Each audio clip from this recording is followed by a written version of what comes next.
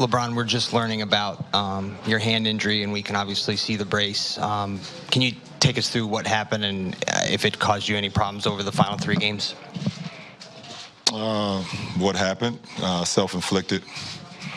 Post-game after game 1, very emotional. For a lot of different reasons, understanding how important a game 1 is on the road for our ball club. What would that done for us? The way we played, the calls that was made throughout the course of that game. I had emotions on, the game was taken away from us. I had emotions of you just don't get an opportunity like this on the road versus Golden State to be able to get a game 1. And, I let the emotions get the best of me and pretty much played the last 3 games with a broken hand. So that's what it is. Welcome back. It's me, LeBron James, in that press conference. That's a good one, man. I didn't notice. I didn't even notice you did that. That was good. TYT Sports, Brett Erlich, Denise Jones, Ricky Strom will explain after the first break exactly what's happening to Ricky Strom, because it's actually quite an intense situation and a dramatic story, so stay tuned. That was LeBron James following game 4, the final game of the NBA championships. Of the sweep, I'm sorry. And he said, he's saying that his hand was hurt.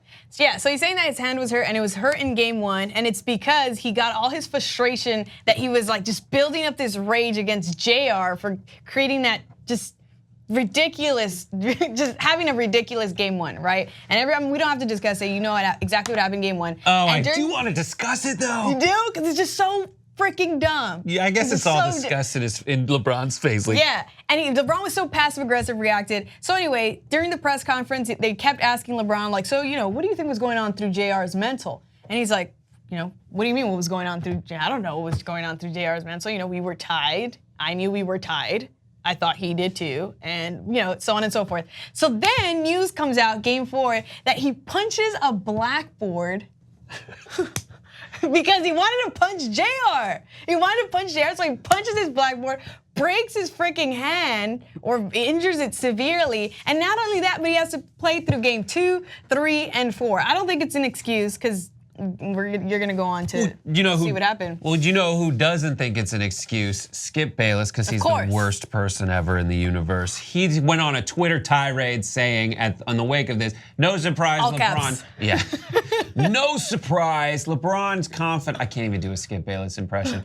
As they've done before in his collapses, have told media members that he played games 3, 4, and 5. Okay, 2, 3, and 4. Let's be honest. Get it together. With a hurt right hand. The excuse he needed has already been planted. Run with it, blind witnesses. What the hell does that mean? It makes no sense. There's more. Keep it going. After LeBron's collapse versus Boston in 2010, his inner circle planted the story that he had to be sedated before games because of a locker room issue with a teammate. What? 3 question marks. Owner Dan Gilbert soon accused LeBron of quitting in that final series before he took his talents to South Beach. And then he continues, LeBron's hurt hand did not keep him from crying over spilled milk on the bench before game 1's overtime, basically throwing in the towel, pouting, refusing to shoot the first 2:26 of overtime, then going 0 for 4. The injury occurred after that game, claimed confidants. And then comical to see LeBron wearing some kind of brace or support on his right hand during the post-game media session to drive home the point that he was hurt during the last 3 final games. What are your thoughts about Skippy? So this is what I think. Now that we're hearing news that there was like some feud before in the locker room, I feel like he's punched a blackboard before and has been more successful, but has never been as pissed and has never had a teammate do something that ridiculous. So then he's like, bam, even harder than he did the last time, because in his tweets he did say that there was some kind of, he got into some drama in the locker room. What's in the locker room? A blackboard. Yep, and the way that it looks at you. The way that the blackboard looks at you, like, oh, I have all the answers. These were the plays you were supposed to run, idiot. So true. It's right here. And so he's true. Like, don't do that. Yeah. But yeah, it is tough in the series of LeBron James's career to find moments that you identify with LeBron James, because he's like this giant star and he's just physically superior when you see him move on the court to everyone else. But to see a moment where he just becomes a person. Yeah, and be like, give us an excuse. It's not even, you know what? Skip does this to where he's sabotaging LeBron per usual, and he's saying like, whoa, what a pathetic excuse. But let's also like point the facts, because despite the injury, he did average 28.3 points, 10 assists, 8 rebounds per game, all over his 2, 3, and 4. Yeah. I mean, can you do that with a freaking messed up arm? I can't even lift a cup. Like, I get throwing Ricky the can't brace even on. come to work. Oh, that's so mean. That's so mean. But like, what are you gonna say, Skip Bayless? Are you like, this is an excuse that he didn't score 50 again in games 2, 3, and 4? It's pathetic. It's so Skip-like. It's impossible. Yeah, games 2 and 3, he had 29 and 33 points. He did just fine. Yeah. And then game 4. Do you think they would have won without A broken hand? without a broken hand? No. I mean, no. And it's like a lot of people were saying like, oh, he gave up at the end, this, that, and the other. But he's playing with, he has great players, but they're playing, at least very early on in the series, they're playing like scrubs. They're playing like scrubs. So there was only so much he can do with 2 hands, let alone with 1. So yeah, I don't think know. they would have won. Don't forget to download the TYT app, tyt.com/app. Okay, Ricky.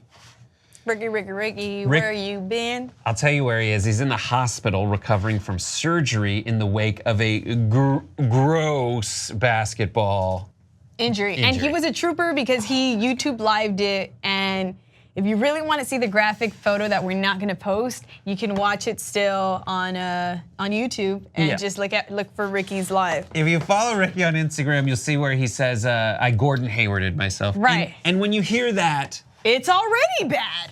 but it's not quite Gordon Hayward, because that was just a twist. No. This was a gross break, which Denise is going to draw. I'm going to draw it for you. We might both try to draw it for you. I So- would say it's a Shaquem Griffin So look to the leg. this is what I saw. I'm just saying that's what I thought of, and that's so. Here's, I don't know. This is drawing. He was playing basketball. He said he had to move, and what he told me on the phone was, I felt pressure, and then this happened. Let me actually draw mine a little better, because does that look like a knee? Let's show it. Let's show it to people, and I'll tell you what it looks like. A cigarette. All right. It looks like he just tripped. So let me tell you Like, what is it? So this is Rick's kneecap. By the way, it now has 2 needles here. It's Rick's kneecap. This is a bandage, and this is his foot. So Rick is on a peg right now. No, he's not, but his leg has no foot. It literally has no foot. I wish I was exaggerating. So we're gonna also explain what happened. Wait, hold yours up again. Okay, I think you should hold it. Frack, I did it backwards. It's all right. I did it backwards. It's all right. Do it again. You know what? I can flip it. But No, okay. it's not that. Okay, well, while you're drawing this, I'm gonna explain what happened. Do it. I'm gonna tell you guys what I think happened to Ricky. Now, Ricky is an amazing host. He just knows how to tell the stories great. He loves talking about sports. I don't think he knows how to play them too well. And what happened is he decided one day, I'm gonna play basketball for the first time in my life. Gross. And that happened. Now turn it the other way.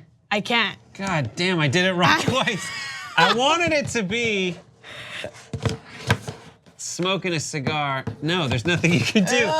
So stupid. Anyway, so Ricky, we missed Ricky. He messed up. He broke his ankle, for that matter, broke it completely. And we've all come up with theories as to how it could have broke. One of the theories is he stepped on a basketball court for the first time in his life, and then that happened. Another theory is he got crossed over by somebody who's just slightly better than bad and making Ricky not great. And then another theory is he was going up for the rebound, and here comes somebody to just totally mess him up. And there then we he go. smoked a cigar.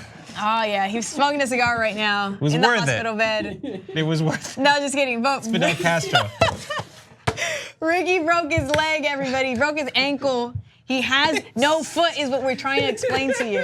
He has no foot. That's about it. That's as good as I get. So he'll be in 6 months of recovery. It was 6 months. until he can be fully up and walking So, and active again. But Don't audition for the G League or the Z League like he did.